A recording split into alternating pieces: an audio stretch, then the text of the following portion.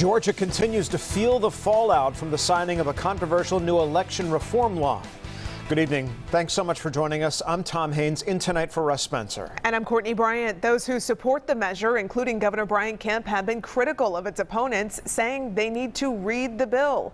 Fox 5's Claire Sims has read the bill. She joins us live tonight from the state capitol with more details on what's in this. Claire. Yeah, good evening. A lot of people have been focused on the part of the legislation that bans people from handing out snacks or water to voters while they wait in line to cast their ballot. But there is a lot more that this 98-page law does. The drafters of the Election Integrity Act of 2021 prefaced the law by saying the changes are designed to make it easy to vote and hard to cheat. Under the new law, the Secretary of State is no longer the chair nor a voting member of the state election board. Instead, the General Assembly will elect who they call a nonpartisan chairperson. The law gives the state election board the power to suspend and eventually remove up to 4 local elections directors at a time and appoint temporary superintendents in their place.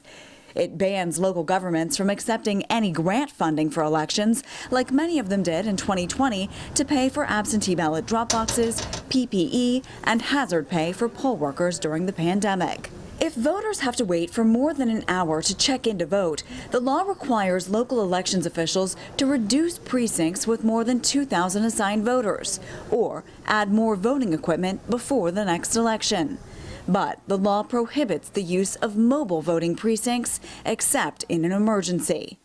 It does expand early in-person voting from 16 days to 17 statewide by adding an additional Saturday, and allows counties the option of adding 2 Sundays as well. The act moves up the deadline for voters to request an absentee by mail ballot to 11 days before an election and requires voters include their Georgia driver's license number or a photocopy of another acceptable ID on their ballot application.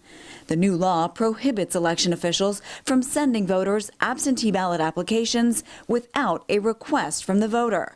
Plus, it limits the number of absentee ballot drop boxes in each county to just 1 per 100,000 registered voters. And those boxes must be located indoors and can only be open during early voting hours.